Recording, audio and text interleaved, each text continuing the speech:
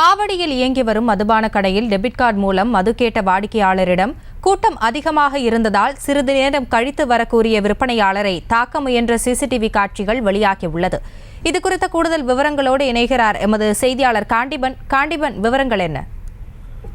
ஆசினி, திருவள்ளூர் மாவட்டம் ஆவடி பகுதியில் மதுபான கடை ஒன்று இயங்கி வருகிறது. இந்த மதுபான கடையோட எண் அப்படின்னு பார்த்தோன்னா 8713.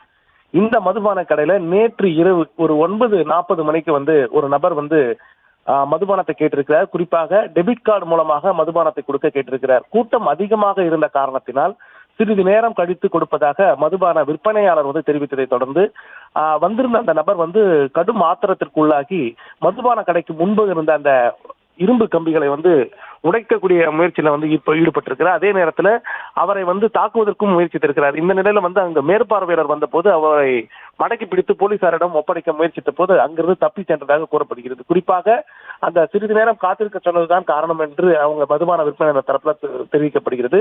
தற்போது அந்த தப்பியோடைய நபரை தேடும் பணியில ஆவடி போலீசார் ஈடுபட்டிருக்கிறதா தகவல் கிடைத்திருக்கிறது. ஆசினி, விவரங்களுக்கு நன்றி காண்டிபன். செய்திகளை உடனுக்குடனும் துல்லியமாகவும் தெரிந்து கொள்ள சப்ஸ்கிரைப் பண்ணுங்க.